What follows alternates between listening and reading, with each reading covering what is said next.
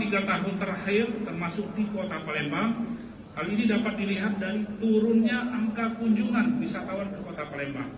Kalau kita lihat di tahun 2019, kunjungan wisatawan ke Kota Palembang itu mencapai 2,5 juta wisatawan.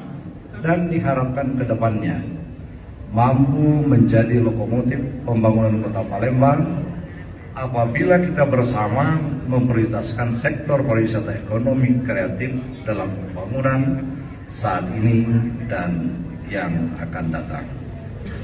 Hadirin yang kami hormati dan kami banggakan, tadi juga telah dilaporkan oleh Pak Sulaiman Amin, ada 10 event utama atau top 10 event pariwisata Kota Palembang yang akan diadakan tahun ini, antara lain perhelatan Piala Dunia U20 pada bulan Mei dan Juni yang mengundang tamu wisatawan mancanegara.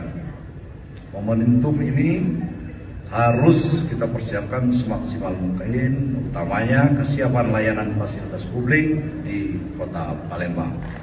Terima kasih. Wabillahi taufiq wal hidayah. Wassalamualaikum warahmatullahi wabarakatuh. Bismillahirrahmanirrahim. 3, 2, 1. Kita beri tepuk tangan. Resmi sudah di-launching.